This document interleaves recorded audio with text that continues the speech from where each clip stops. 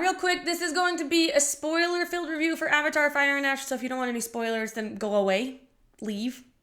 Okay. Well, guys, it is the new year, and I have goals, and one of those goals is to be better at YouTube. I have not been very good at YouTube. I post like once every 2 months or something. It's not very good. I need to do better.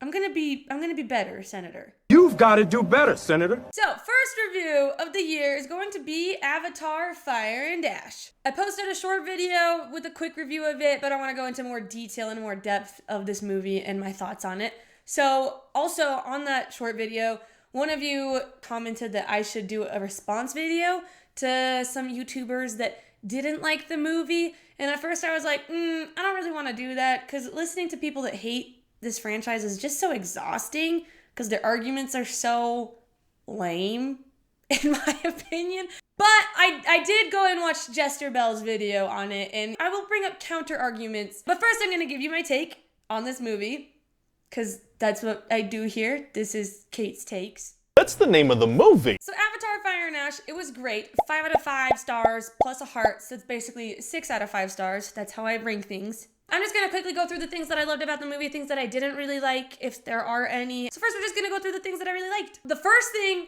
that I really liked about this movie was that none of the Solis died. You know, in the last one, the Tam died, and that was really sad.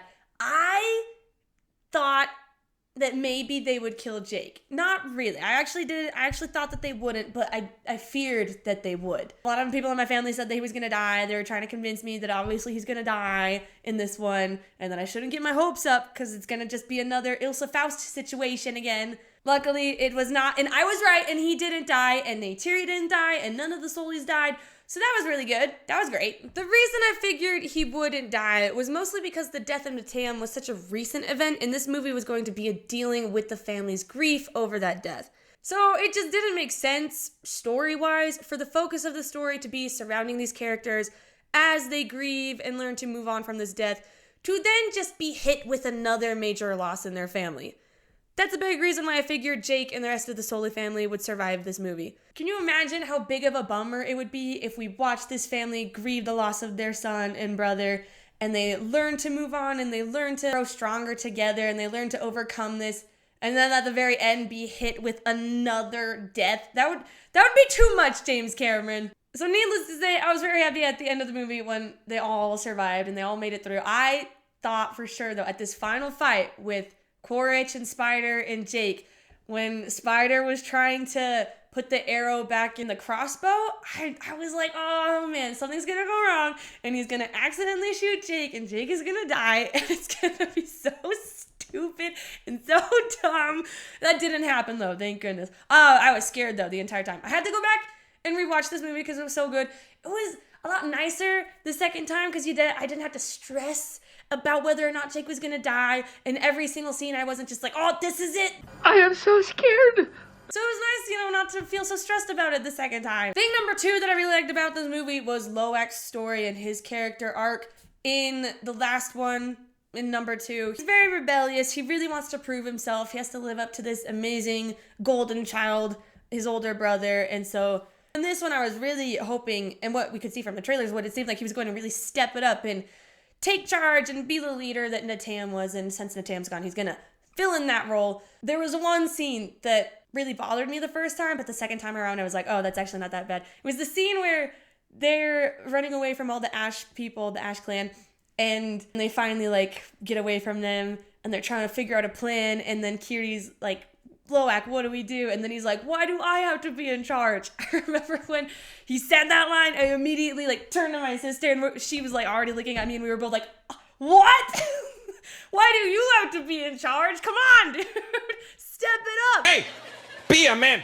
And then I watched it the second time, and that scene actually wasn't that egregious. It wasn't him saying, I don't want to do this. It was just kind of him freaking out a little bit that he's now all of a sudden the leader there, the one in charge, and he has to learn to deal with it. And he does. So it was a really good journey to see Loak go from this rebellious teenager who's just working hard to prove himself to his dad, but doing it in all the wrong ways, to someone who knows when to listen and stay back. We see at the very beginning of the movie, Jake tells him to stay back and protect his sisters, and he doesn't, which is frustrating. But you get why. He really does want to prove himself as a warrior and prove that he is just as good as Nateum was. Then at the very end, he is told to stay back behind. And here in this last scene, you really see the growth that both of the characters have gone through. And the first time, it sounds like the way that Jake is ordering Loak about is just he wants him to stay behind and stay out of the way. Not so much he has a more important job to do here, just kind of Jake doesn't want to have to deal with him is kind of how Loak could probably interpret it. And then Loak disobeys. And then at the very end, at the final fight, Jake again tells him to stay, but he does it in a more gentle way and in a more respectful way to Loak, saying like, it's not that I don't want you fighting, it's that I need you here. And you're the only one that I trust to do this job. And Loak then also has a much better response to his orders to stay behind as well. He actually does it. He stays behind. He respects his dad. And they both have a really good reconciliation at the end. They both have a lot more respect and understanding of each other. So that was really good. I really appreciated that. And I also really liked Loak's journey of being able to convince the Tulkun to join in the fight. Because in this film, the Tulkun are doing their thing where they're not going to fight, which really bothered me. Honestly, if they had finished this film with the Tulkun still not joining in the fight, I would have been pretty upset. And you could tell that Jake, when he was trying to convince the matriarchs and the elders of the Tulkun, he wasn't having much sway with them. It was only until Loak returned with Payakan after he went through that whole journey to go find Payakan on his own. He came back and then he was able to convince the Tulkun. He was able to do what Jake was not able to do in that moment. And that was great. His character grows when he learns when to follow his own path and when to obey orders. In the second, he never obeyed orders. Ever. And in this one, he learns that there are times to stand up for what you believe is right and times to listen to others and follow orders. He stood up for Payakan, convinced the Tulkun to fight, and showed that he would not back down from doing what was right. But he also learned to listen to his father, to be his wingman, and to stay behind to protect his siblings when his father asked him, which is something that he constantly struggled with in the past. So it was great to see his character learn and mature and become both a better leader and a better follower. The third thing that I really liked about this movie was Neytiri embracing Spider as one of the people. One thing that they absolutely needed to resolve was Neytiri's harsh feeling towards Spider. I wasn't exactly sure if they would do this or how they would go about doing this, but the way that they did it worked really well, and I thought it was very believable for both of these characters. Neytiri is pretty unmoving in her ways and her beliefs. To change her mind on something that she felt so strongly about would require an incredibly compelling and impactful scene. Neytiri is an emotional character, and the scene needed to be believably emotional for her specifically. And all the setup and the build-up that they had for the moment when Neytiri accepts him as one of her own was done very well. We see Neytiri's coldness to Spider, her willingness to be rid of him. We see that when she doesn't help to find his mask as he needs to find his bear. We see that many times when she has said that she's willing to go kill him to protect the Na'vi people. It's very clear Neytiri does not like him or really the humans. Jake challenges her on this, reminding her that he himself was born of the Sky People and would always have that as part of him. She does not change her mind here, but has been challenged by the man that she loves most. Later, she then sees the goodness in Spider and his goodness to her and Jake as he puts himself in harm's way to help Jake escape. We see her views on him be challenged and changed. As her mind is starting to change, Jake surprises her by saying that she was right, that his mind was changed. He now believes that his family, the Na'vi, Pandora, will never be safe if Spider is there. His new changes to being able to breathe the air and live on Pandora will motivate the RDA to find him, study him, and replicate what he has. As Jake takes Spider away, Neytiri, while willing to kill Spider herself before, is very much in anguish at the idea of Spider dying now. One theme that was also woven throughout the movie is that your wrongs can be washed away. In this scene, we see that the red paint that Neytiri had represented her anger and her hatred towards Spider, and the water washing the paint off is to suggest that her anger and her hatred are being washed away as well. She washes it off, she realizes that she does not want Spider to die, and then she rushes off to stop Jake. Neytiri accepts Spider now, seeing him for the good person that he is. It's a powerful scene and was set up brilliantly throughout the movie, and Neytiri's change of heart and mind was convincing and emotional.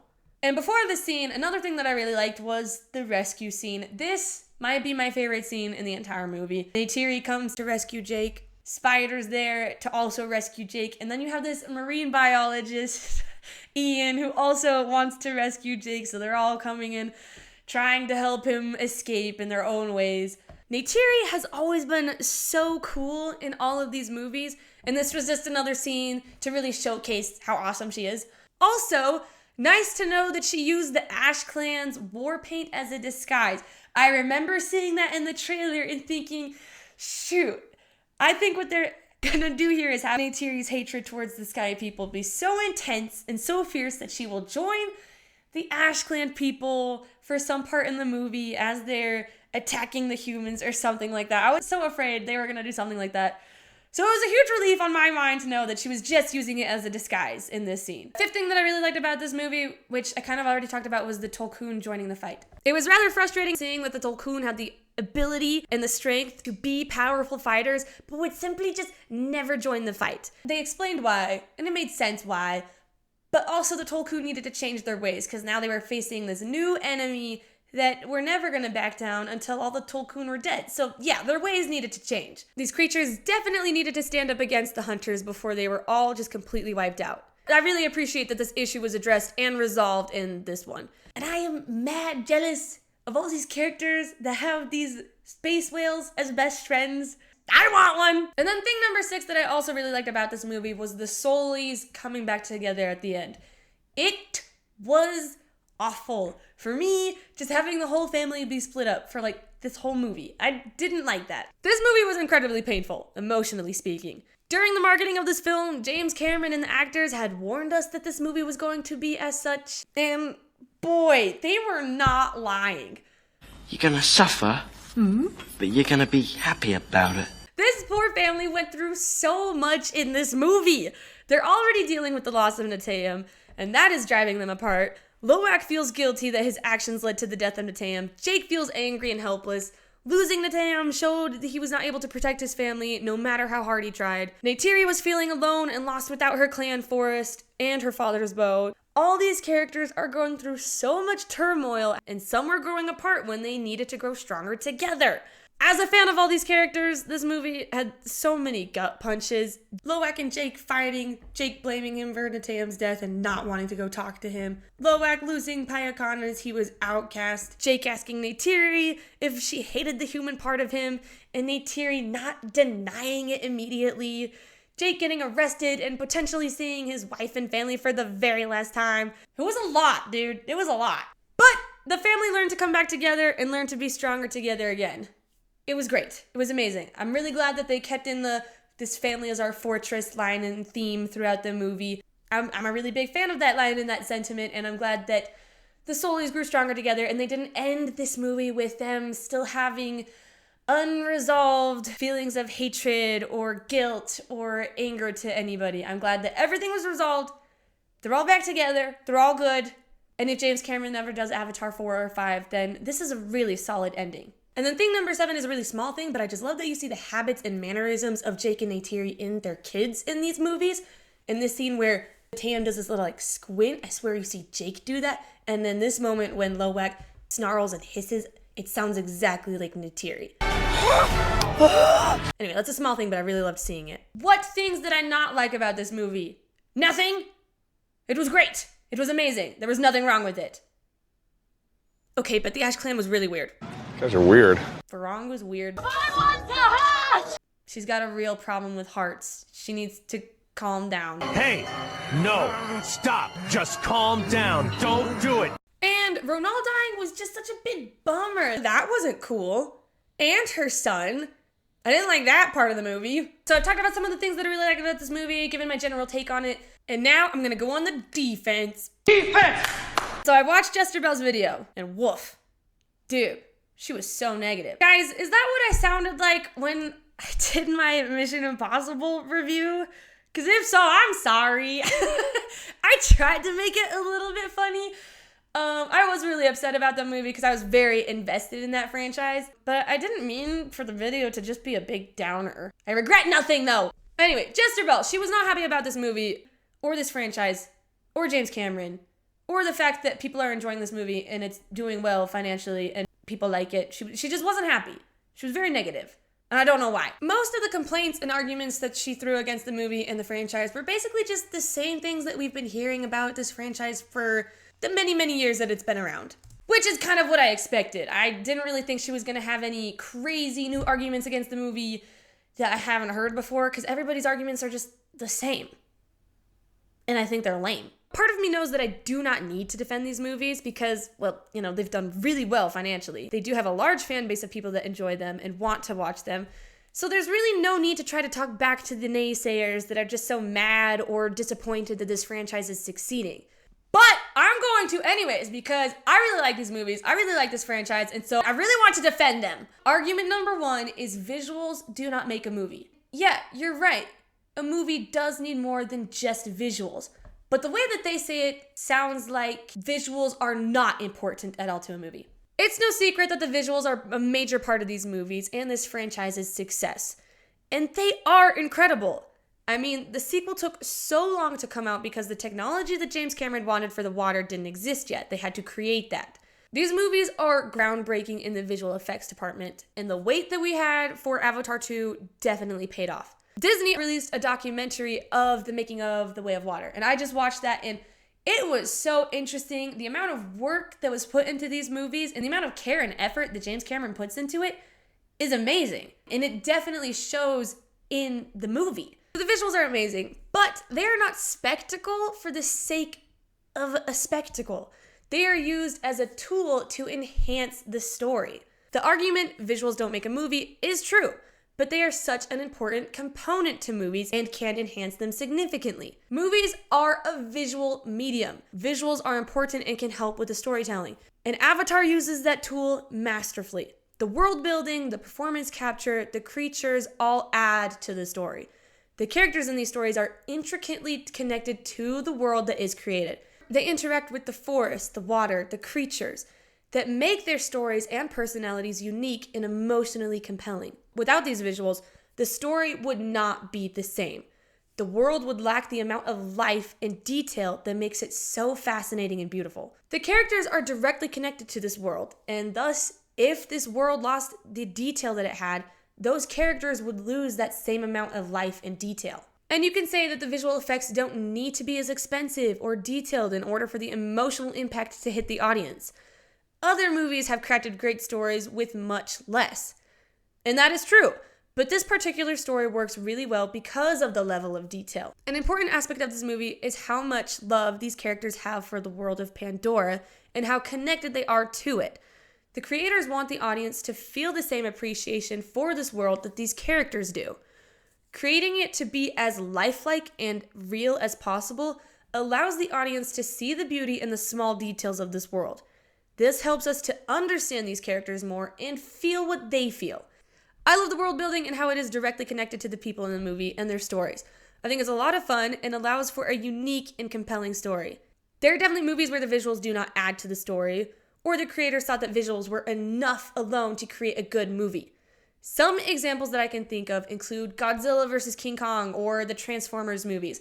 Those movies definitely heavily rely only on the spectacle and the visuals for the movie. These movies dropped the ball on everything except visuals, and the stories and characters sucked because of it. Visuals alone cannot make a good movie, but that does not mean that a movie lacks a good story and good characters if there are amazing visuals. Visuals are a very important part of a movie, and this movie uses them to enhance the story rather than replace it. Argument number 2, it's just Pocahontas with blue people. This particular argument just seems incredibly weak to me, and I don't think I need to spend a lot of time on it. Basically, this type of argument can be made for any story. I've seen plenty of jokes made about how similar the stories of Star Wars and Harry Potter are, or Harry Potter and Lord of the Rings and such. Young male protagonist is orphaned and raised by an uncle or aunt. He learns that he has special powers and must defeat an evil villain. He receives guidance and help from an elderly mentor who dies.